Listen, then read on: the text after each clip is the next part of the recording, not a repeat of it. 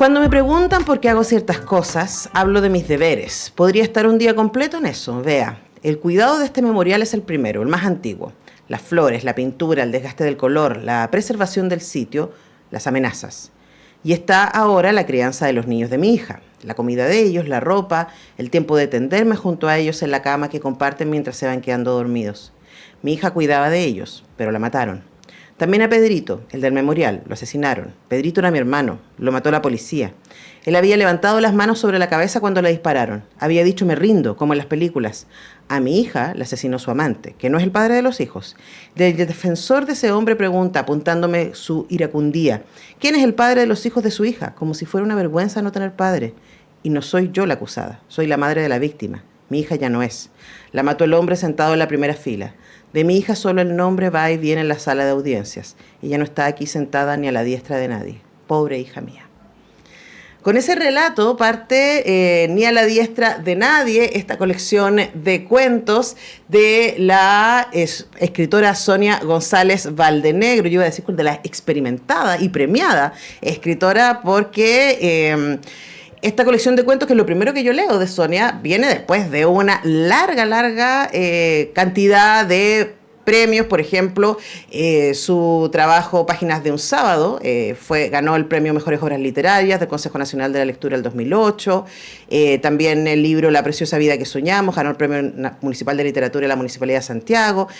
También recibió el premio Mejores Obras Literarias del 2016 del Consejo Nacional del Libro de la Lectura en género cuento inédito con el libro Camino a la Noche. Así que qué fortuna para mí, Sonia, haberme encontrado con tu literatura, y agradecemos, por supuesto, a la editorial Cormorán por habernos hecho llegar el libro. Muy bienvenida, ¿cómo estás? Muy bien, muchas gracias por la invitación, por estar aquí en este programa. Yo estoy muy feliz de conversar contigo, y yo le comentaba a Sonia que justo este año con mi club de lectura estamos leyendo policial y negro. Estamos haciendo ambas cosas porque una cosa que tiene muy interesante este libro es que en la introducción, escrita por Julia Guzmán Batine, ella hace una muy interesante definición de cuál es la diferencia entre el policial y la novela negra. Y el policial es básicamente cualquier relato en donde haya un delito y una investigación. Pero la novela negra tiene que ver con la trascendencia de aquello, con aquello que va más allá del descubrimiento específico del hecho y que habla de lo humano, de nuestra oscuridad, etc. Y tú escoges moverte ahí, en la novela negra. Efectivamente hay delitos, pero no es lo más importante de los cuentos. ¿Por qué a ti te interesa acercarte a ese mundo?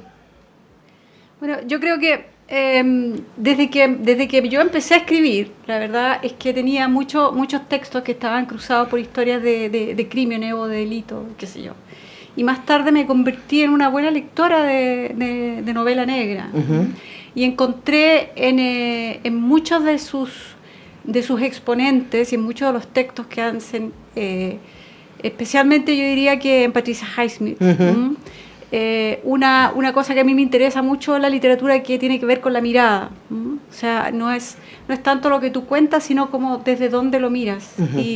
Y el hecho de que ella siempre generara unas atmósferas y unas historias en las cuales tú de alguna manera te involucrabas con la persona que estaba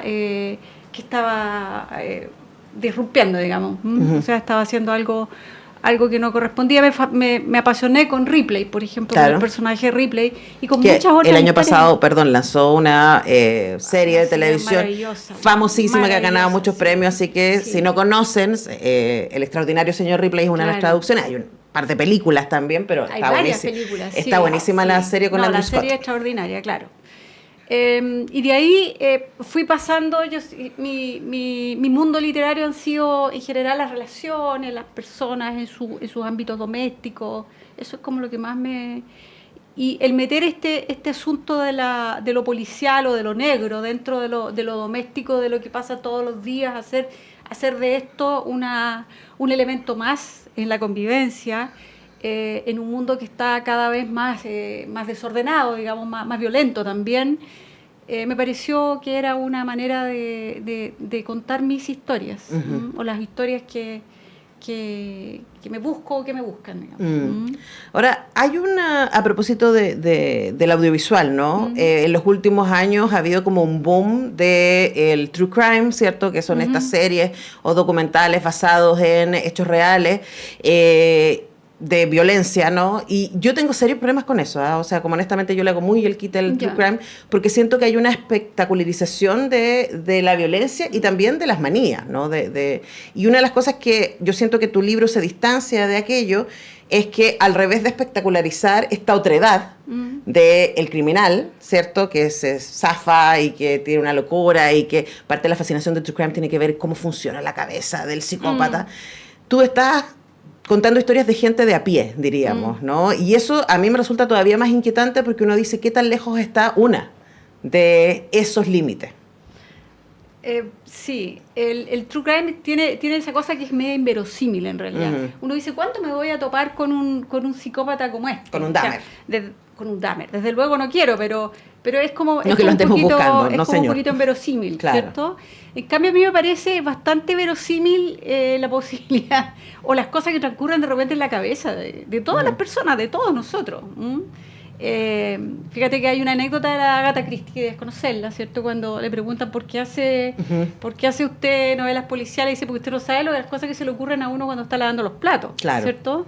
Entonces, esas cosas transcurren en los oscuros de todas las personas. No siempre son realizadas, desde luego, la mayoría nos abstenemos de ese tipo de cosas. No sé por qué, bueno, eso sería otro tema, pero está ahí, está en la posibilidad.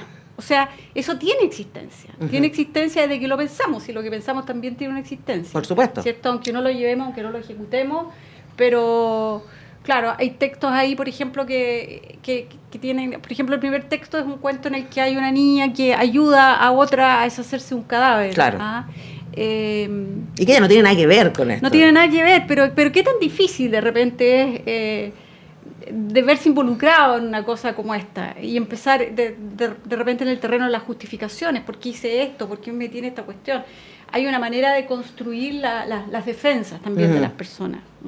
Claro, y ahí podemos pensar también en la asesina, en ese caso, que uno inmediatamente hay un temas que cruzan tu literatura que tienen que ver también con la situación de las mujeres específicas. En este caso, uno asume que esta mujer se estaba defendiendo del amante, pareja, lo que sea, que él la estaba violentando. Claro. Y el tipo termina muerto, ¿no?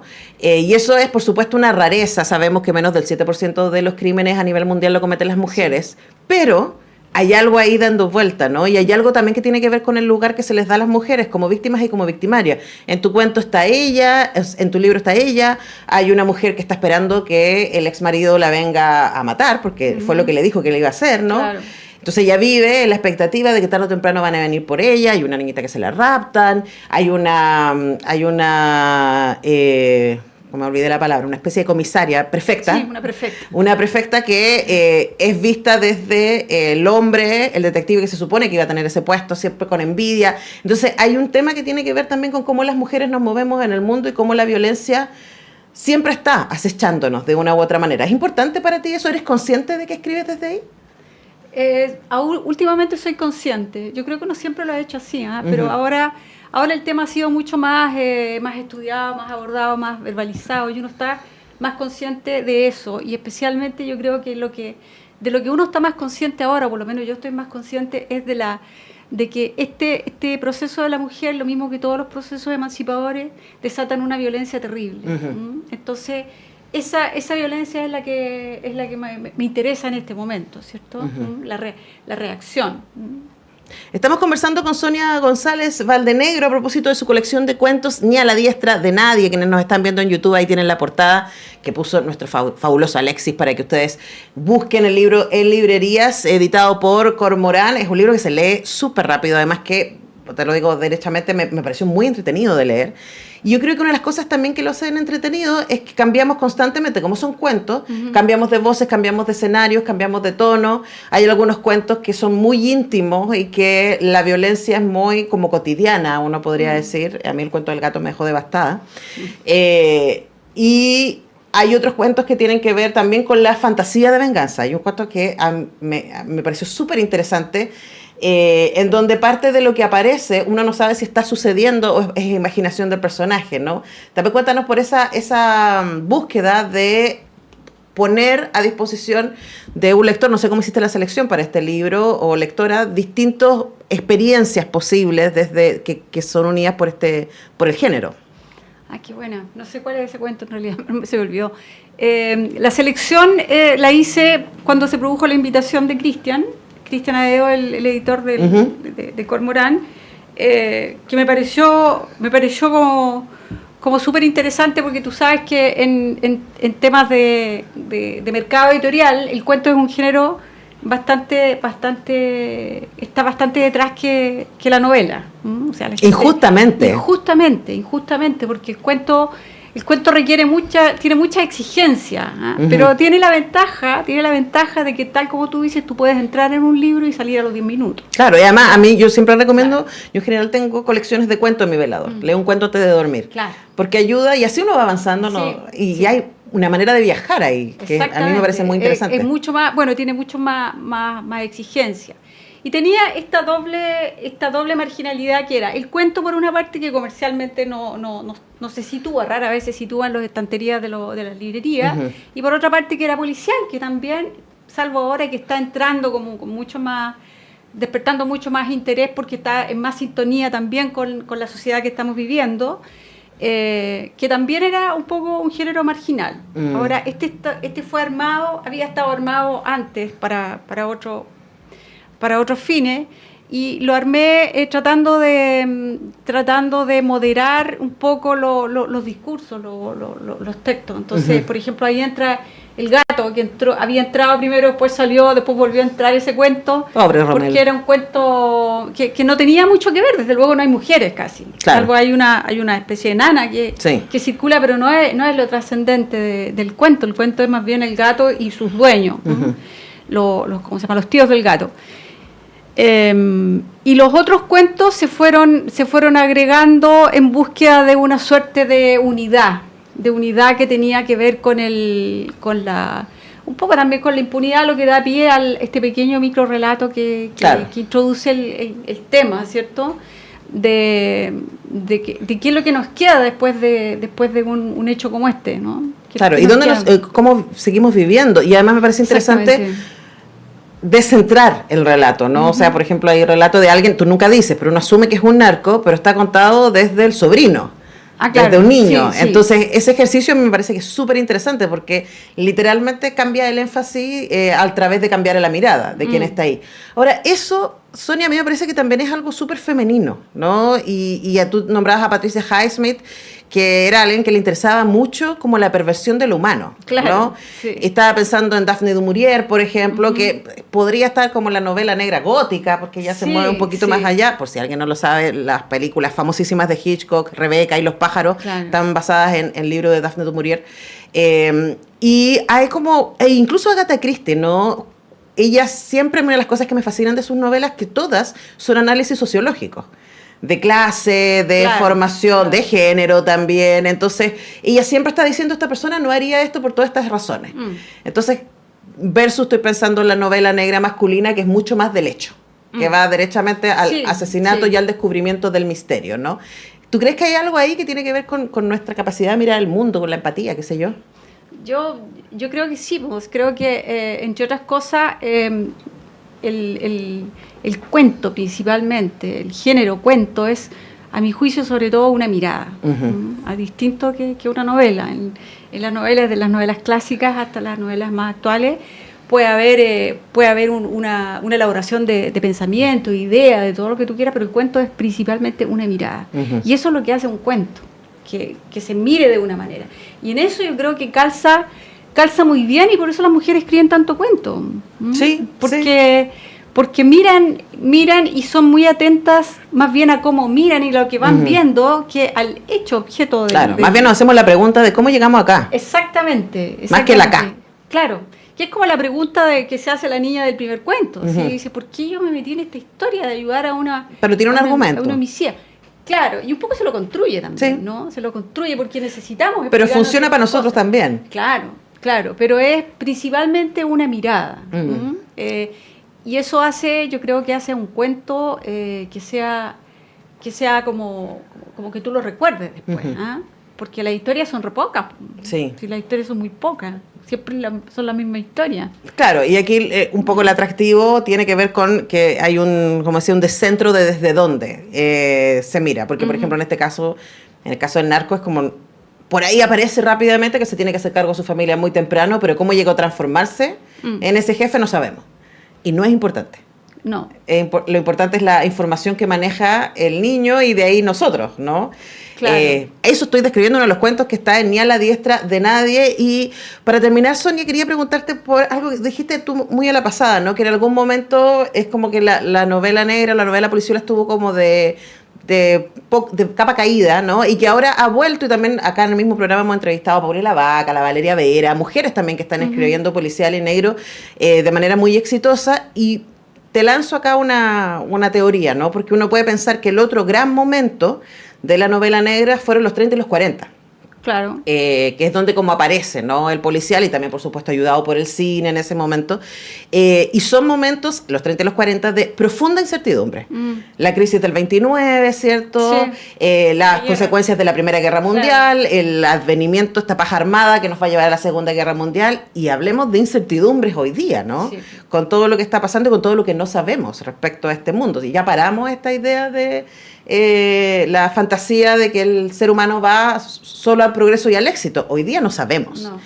¿Tú sientes que hay algo también que este género responde frente a esa inquietud del...? Porque, a diferencia de Agatha Christie, para ti no es importante quién mató, cómo se resuelve el misterio. Para ti es importante la atmósfera de inquietud. Sí. Mira, me parece que la novela negra es un género que está respondiendo a esa incertidumbre, a este ambiente de alta contaminación y de alta amenaza también, ¿cierto? Tal como tú señalabas, en los años 30 y los años 40 estaba presente la amenaza, voy a usar un término que es como bien político, pero es así, era la amenaza del fascismo, ¿no? Sí. Y ahora tampoco es tan raro. Uh-huh. Y esto tiene que ver también con las conquistas. Siempre hay un proceso de hacer retroceder las conquistas. Sí. Y de hacerlas retroceder cuando tú no puedes, por los votos, por las palabras, hacerlas retroceder a través de la violencia. Uh-huh. Que es un poco lo que te comentaba respecto de las mujeres. Uh-huh. Los procesos de emancipación que traen de aparejado como reacción estas violencias tremendas, estas mujeres que mueren todos los días. Y en el caso actual, una violencia que no sabemos mucho cómo manejar, porque caben dos actitudes, o sea, cabe la actitud de encerrarse, ¿cierto? O cabe la actitud de hacer algo con esto, uh-huh. De tratar de hacer algo. Ahora, ¿qué es lo que podemos hacer, ¿cierto? ¿Qué podemos hacer las personas de a pie, digamos? Es tratar de entenderla, para no convertirnos en replicadores de los discursos, claro. Que son por último hacerla consciente odio, de los discursos de odio principalmente, que a todos de repente nos llegan, uh-huh. Y uno tiende a facilitar el raciocinio a través del discurso de odio también. Uh-huh. Y me parece que la novela negra te sugiere algunas opciones, te permite entender otros mundos, entrarte en otros mundos, aunque sean mundos ficticios. Y eso pasa con la novela negra, y también pasa con el auge de lo policial, uh-huh. En general, no solo en la novela, sino que también en la televisión, en los streaming. Claro. Y hay cosas que son de un poco más de espesor que estas series que empiezan todas con un cadáver, te fijas, pero hay cosas que tienen un mayor espesor y te muestran cómo también en las sociedades, incluso las sociedades más desarrolladas, hay una experiencia y hay un odio, hay una violencia secreta que tiene que ver con los desajustes de las personas al momento de abordar sus vidas, ¿no? Sí. O sea, yo creo siempre que son temas de identidad. Claro. Que la violencia y los Exactamente. discursos de odio agarran muy bien con alguien que no sabe quién es y dónde está parado. Entonces, Sí. como que alguien te ofrece identidad y tú dices, supuesto. soy eso. Listo. Por supuesto. Y ahí vamos. Ahora, eso, el texto literario te permite un poco develarlo. ¿no? Claro, Ahora, ponerlo ponerlo. visible. Ahora, claro, muchas veces, y la historia que a mí más me gusta, es la historia que te muestra el interior del, o busca el interior del victimario. Claro. ¿Ah? Porque él es el que desordena el mundo. Digamos, ¿ah?